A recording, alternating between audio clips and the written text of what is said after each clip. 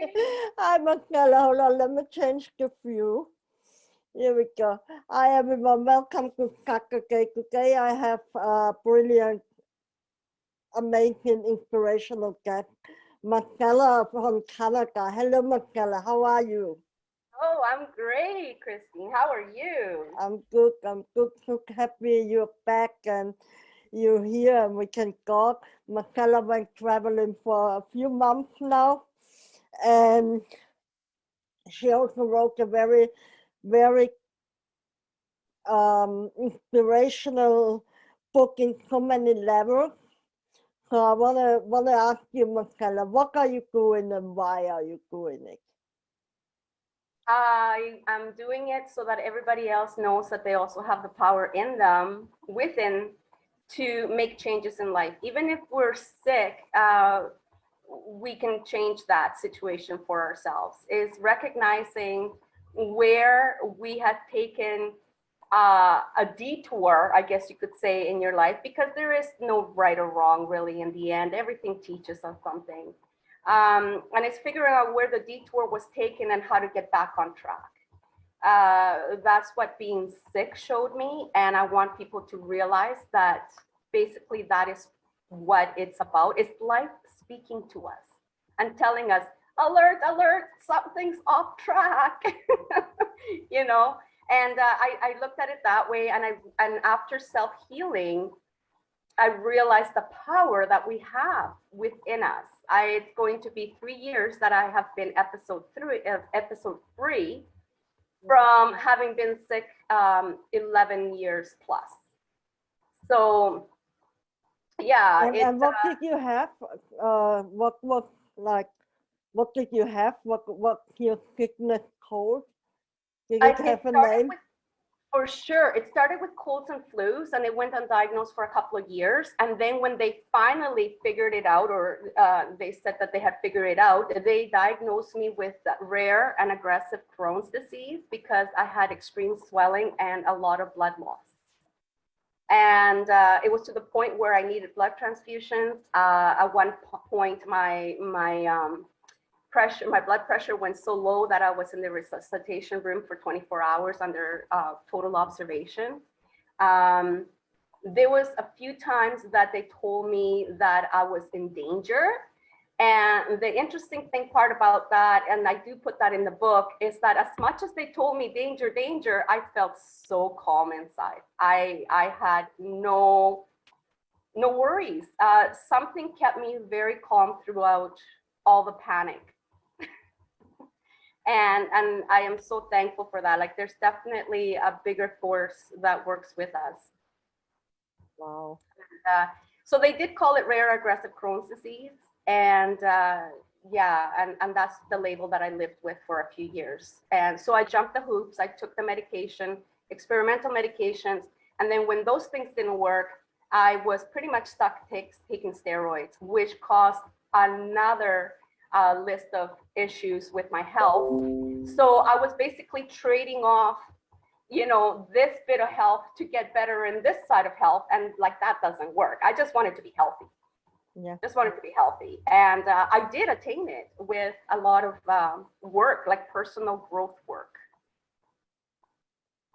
So that's gonna take me directly to my next question, which is, what was your darkest moment in your life? Your very, very dark moment, and how did you get out of it? My And only, darkest, yeah, how much you want to tell us, obviously. if I was to look at my darkest moment in life, it was when we first arrived in Canada. My parents came here in 1978, and I was just a child. And for And 5 years, where from? oh, from Santiago, Chile, Okay. from South America.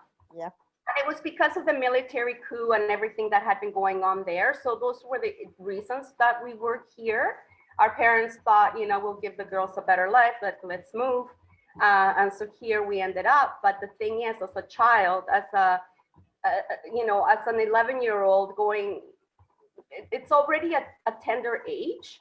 And now having to lose my home, like what I consider my home base and all I have ever known, to go to a strange land was too much to handle as a child. So for the first 5 years that I was in Canada, I shut down. Oh, wow. I was experiencing, learning, getting used to things, but I shut down. Inside, I shut down. I didn't want to let friends in. I didn't want to. I stopped talking to the people in South America that I was staying in touch with. It felt like, what's the point? And basically, for almost 5 years, I cried myself to sleep. And that was the darkest time of my life, was losing home and losing the stability that we had, that I knew.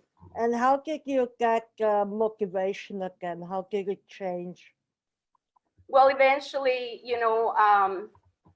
one thing that I had issues with was learning English. I mean, not that I had issues with that, but it was people teasing us because we had an accent and because we didn't know how to say certain words and all that. So I vowed that I would conquer English. That's another. So in school, I started writing short stories. I basically wanted to improve my English so much that English became like my major in high school. And I used to write a lot of stories, like short stories, essays, and I very much enjoy writing. And I never realized how much I enjoyed writing until I really got into, when I was sick, I have poems that I wrote during that time as well. Some of them are dark, but it's where I was. So I will share that someday, maybe even put one in my book, finish or start it with one of my poems instead. I'm not sure yet, but that's a really good idea. I just thought of that. Yeah. I would love to read more about your story. I find it very important. A lot of people can learn from it because a lot of people still come from South America, right? I mean, there's still a lot of refugees coming up to the north, right? So, oh, absolutely. Yeah. There's a lot of people coming to North America. Yeah. and are you still going back sometimes to Chile, to South America? I never did. When I was younger, I became a single mom quite early. And I basically worked and studied and just couldn't get away. Just couldn't get away. And then it just got to the point where so many years had passed that I didn't want to go back. There was a part of me that thought, you're not going to want to come back. So maybe just stay here. And then I just had no interest at all. I mean, I have been in Canada since 1978, so that's a lot of years now. Yeah. Over 44 years. So it's a long time. It's your home now, yeah? This is home. And the other thing that I realized after being taken from here and forced to be somewhere else, not forced because I wasn't forced, but made to be somewhere else longer than I expected. Because when I left for the island, I was only going to be gone 10 days to a month, and I ended up staying the 4 months. And it made me realize that home is really where your heart is. It really, truly is. Because when I left the island, I was crushed. And it was because I was leaving my daughter, my grandson, that life that I had gotten used to while being there. And coming back was very difficult. It took a month to readjust to being back. Yeah. So it really made me realize, so if this is home, I should have just felt right at home when I came back. But no, it took time to readjust. So, and it felt like I left a piece of my heart with my daughter and my grandson. Yeah, I think, I feel like that when I go and visit my mom or something. Yeah. It's like, it's horrible, isn't it? That in our gay families are so put apart and, it's horrible. It's really hard. You meet up, you reconnect, and it's just really hard to go that connection again. Yeah, absolutely. No matter what, she's busy now, I'm busy, so we're not talking like we were. Like when I was there, we could talk all the time. And so I really miss them and the island. I miss the forest, definitely. Oh, beautiful. I saw the picture. So it's beautiful living in the prairies as well. Like everything has its own beauty, right? Yeah. But the forest is definitely my home. Yeah. Yeah, that's where I felt alive, really alive. Ja, ik healing, it got its own vibration, it can talking to you, right? And you feel that the energy around you, like you just feel how much it changes as soon as you step into it. Everything changes. It's like everything becomes clean and clear. It's different. So I would go for hikes anywhere from 2 hours to 3 hours a day. I loved it. So coming back to the prairies was a little difficult because you go out on a country road and you have to go straight for, or not straight, but you have to go for a long time to get 3 hours in. And it's like, you know, prairie land, which is beautiful, but it's just Different, the same. It's just not the same. But like I said, it's got its own beauty. We live in a lake house. We built our home from scratch. And so it's our own design as well. And yeah, I've done a lot of art, and the art I picked up, this is really good for everybody to know. Art is very, very therapeutic, even if you just doodle. Even if, like, sometimes I used to make squares and triangles and stuff and put them all in a page, like, you know, just do different ones and then color in between. Whatever it took to get me away from pain, even that would help. Just color. Even a coloring book. Just do it. Get color in your life. I call it color therapy, art. Right, yeah, I go like a doodle and then I color in. Yes. Well, you do some amazing paintings yourself there. Yeah, sort of. I mean, I just play around, but I know it's therapeutic. I just like to, you know, it takes you away, basically. I love that. I love that. And I can see that in your paintings, like you really get into it. Yes. Yeah. I love that. Thank you. And you can sense it. Yeah. Thank you.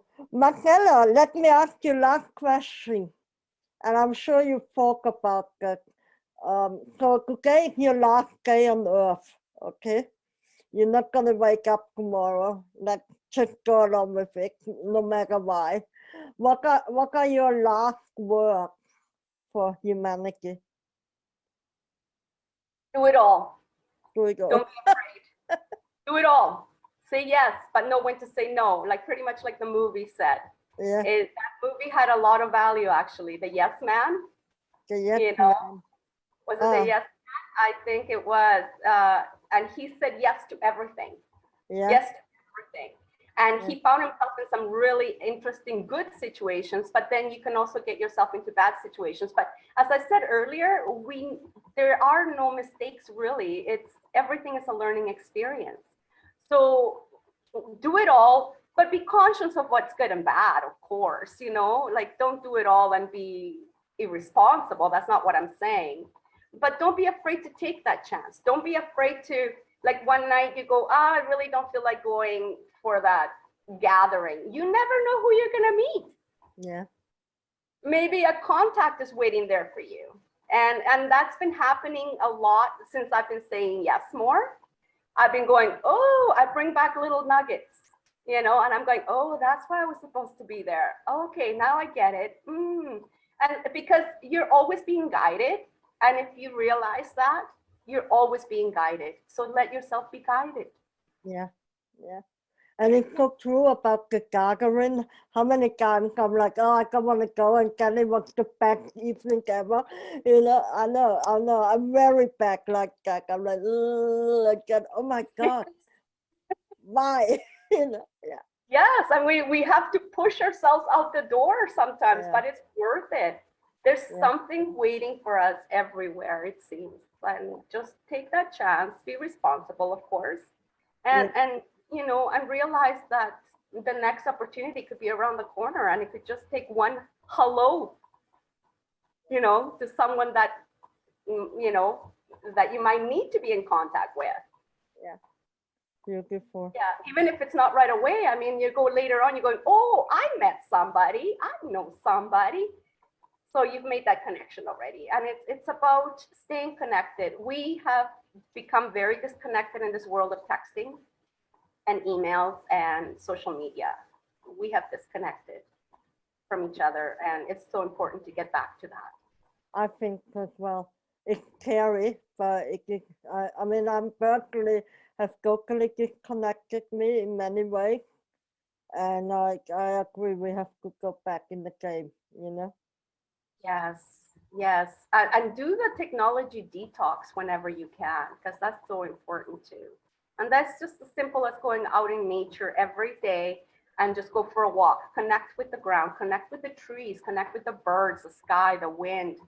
It's all nature. It doesn't matter. You know, I miss the forest, but this is still all nature. Yeah. You know, so definitely have Yeah. plants, lots of indoor plants. That Yeah. really brightens up a place too, and it brightens up your life. Yeah. Nothing more beautiful than color. But how far are you away from the island? How far is it to the island? It's a 21-hour drive from here. That's nonstop. So on a plane is a 3-hour flight, but that's because there's a layover. Other than that, it's not very far by plane. Okay. But to drive it, my sister and I drove there, and I came back. I flew back. So yeah, and the drive from the prairies through the Rockies into the mountains and then into the island, breathtaking. I recommend it to anybody. It was the most beautiful experience traveling with my sister. That was the first time her and I ever went anywhere alone. That was the other thing. The opportunity presented itself for her and I to get to know each other better and better connect. So we never know. Things happen. They can be bad, but there's gifts lying in the background. Bad things even bring gifts sometimes. Yeah, there's always both sides, and like you say, focus on the good, the more good is coming, right? It does. It sure does. You know, if your attitude, how you get into the situation, right? That's If right. you expect the worst gonna happen. If you take it as it comes, it's gonna be a good ride, basically. Yeah, Totally agree. lovely. All right, thank you very much, Marcela. This was so Well, wonderful. thank Everyone, you please, for inviting me. So my honor. excited. When is your book out? I will definitely be putting more updates on my page, on my Facebook page, as soon as I know a little bit better. Right now, I'm just working on this last edit here. And as soon as it goes into edit, like into the next edit, I am going to make an announcement. So within the week, for sure, it's going back Right, everyone. to them. And then yeah, I should have one more edit after that, and then it goes to layout. Yeah. beautiful. Anyone suffering from any illness, contact Marcela. I'm sure she can animate you, inspire you, and guide you to heal yourself from the inside out. And such a miraculous story. I'm so honored to have met you. Thank you for your time. I'm honored to know you, my dear. And everyone have a good Saturday. I'm just gonna stop the recording.